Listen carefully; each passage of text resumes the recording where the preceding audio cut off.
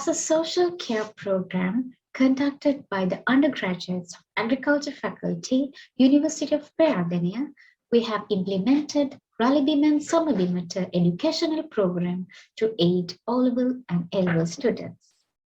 The lesson I'm going to discuss today is letter writing.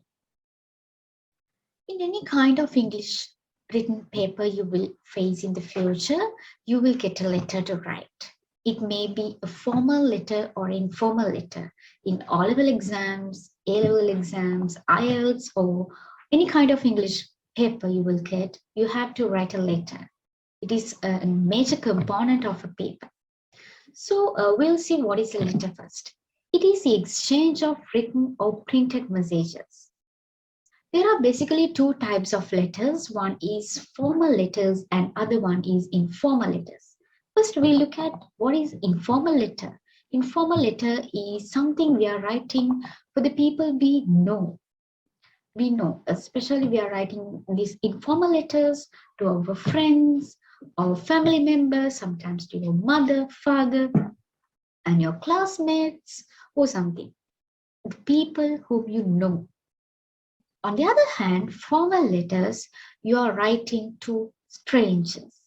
Or maybe sometimes to your boss in the office. You're writing for a stranger. We are writing formal letters for them. There are significant differences in these two types of letters, formal letters and informal letters. In informal letters, we are using a very friendly approach. On the other hand, in formal letters, we have to be more polite. There are differences between, as I told you before, there are differences between formal and informal letters. In informal letters, we can use contractions like didn't, couldn't, wouldn't, etc. I didn't go to school, you can say to your mother. You can mention it in your letter, I didn't go to school because of this reason. I couldn't complete this work because of this reason. But you cannot use contractions like couldn't, didn't in formal letters because you have to write it completely. I did not do it. I did not complete it. I could not. You cannot use didn't, couldn't like contractions. The next thing is you can use slang in informal letters. I'm going to call you. I'm going to tell you this. I want to talk to you. Some things like that you can use in informal letters, but never in formal letters. You cannot use them. Because we are writing them to strangers. We have to be more polite here, right? You can tell like, I'm going to contact you like this. So you have to remember that you cannot use slang in formal letters. In informal letters, you can use acronyms like ASAP. What is the meaning of ASAP? It is as soon as possible. I want to contact you ASAP. You can use it in informal letters, but not in formal letters. You have to write the complete sentence. You have to write, I want to contact you as soon as possible. Other thing is, in informal letters, you can use idioms like a piece of cake. It's a piece of cake for me. It's very easy for me, but you cannot use them in formal letters. Idioms are not used in formal letters. Then another difference is you can use phrasal verbs like get out, get in formal letters, but you cannot use them in formal letters.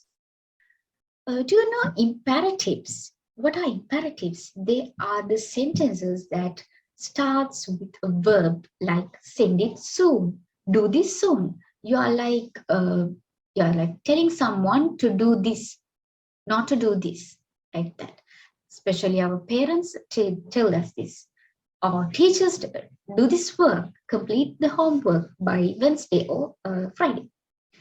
We can mention imperatives in informal letters, but you cannot use them in formal letters. No imperatives, informal letters. Rather than imperatives, you can say you may send it at your earliest convenience, right? You can use the same, you can tell the same thing in a more polite manner, right?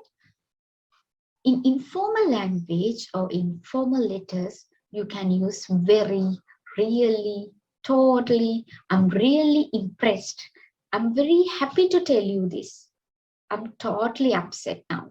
We can use anything because we are writing informal letters to our friends or the people who we know real. But we cannot use this informal language very, really, totally like words in formal letters, right? We have to use I strongly recommend you instead of telling I'm glad to say I strongly. We can use a polite words like strongly, informal letters. Next, see the structure of an informal letter. There are significant differences in informal and formal letters in the structure as well.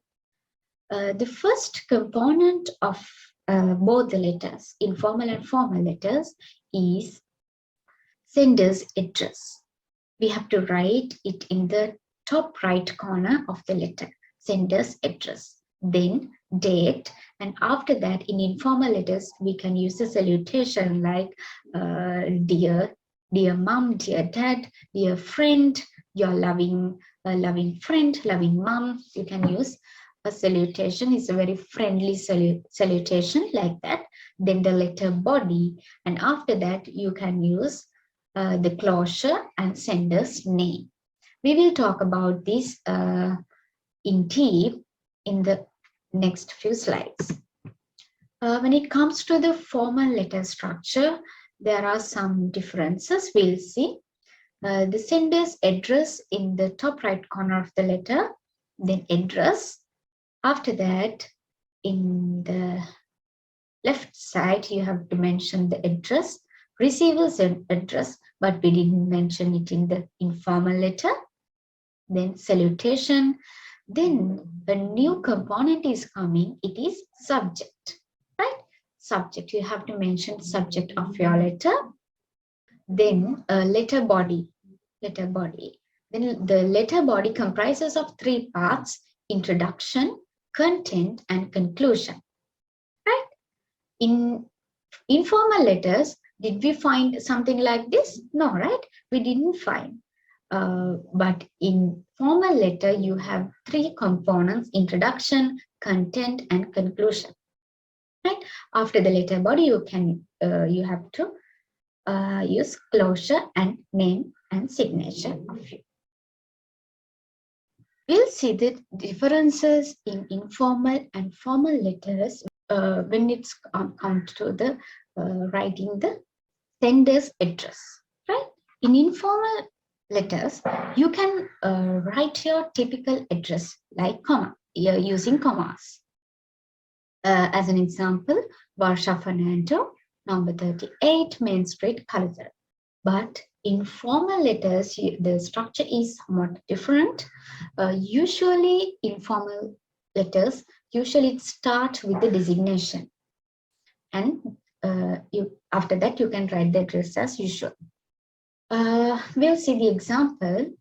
Secretary, Media Unit, Gampaha Mahavidyalaya, Gampaha. Did you find something like secretary in informal letters? No, we didn't find secretary. Usually designation.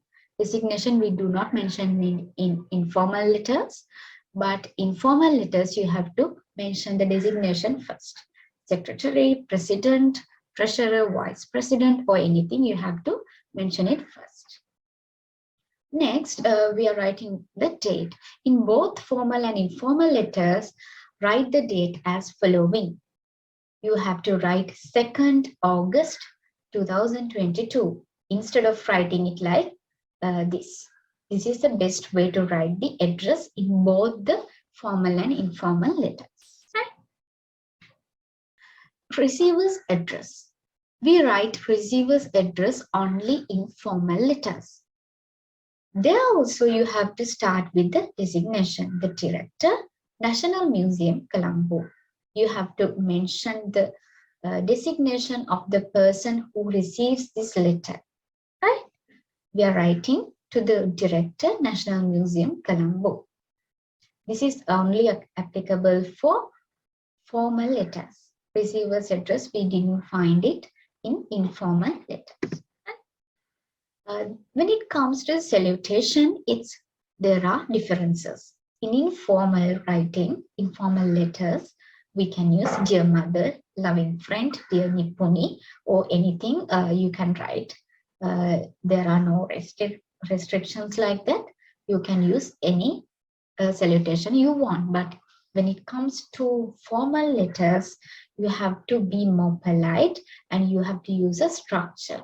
Dear sir, dear madam, and if you don't know the person who are receiving this letter, receiving your letter, you can write dear sir or madam, or like that. If you exactly know the person who receives this letter, you can use dear KPG Pereira. You can use the surname with initials if you know the person exactly. Then it comes to subject topic, only applicable for formal letters. We did not use any topic for informal letters. We did use it for only formal letters. Depending on the situation, reason for writing the letter, you have to put a suitable topic for the letter. It should not be very lengthy one, very small, short topic you have to use. Then about the letter body. In informal writing, as I told you before, we are writing informal letters to your family friends, school friends, family members. So there are no specific way of writing, because normally we are telling a story. This thing happened to me. We are explaining about a picnic you went, or some special event in your life. So you can use any way. You can use your preferable method to express that idea, because we are writing the informal letter to the people we know, right? But in formal letters, write to strangers, companies, etc. So you can only use formal language. As I told you in the first few slides, you cannot use acronyms like idioms and all. You can only use the formal language. There are some phrases, specific phrases that you can use to begin letters. These are only applicable for formal letters. Right? I'm very much obliged to. We can start formal letters using these phrases. In reply to your letter of, in accordance with your request, I regret to inform you, in acknowledging your letter of, with reference to your letter of, I greatly appreciate. You can use one of these beginnings phrases to begin your formal letter. Then when it comes to the closure, it is very important to remember these phrases, especially for formal letters. We never use your loving, your beloved, loving. We never use those phrases, loving or something. Instead, we have to use yours faithfully, yours sincerely, yours truly, with sincere appreciation, like this. We can use a phrase like this for formal letters, but for informal letters, you can use your loving, your beloved, or loving. Right? So we have come to the end of today's lesson. I think it's really important for you. Thank you for watching this video, and good luck for your exams.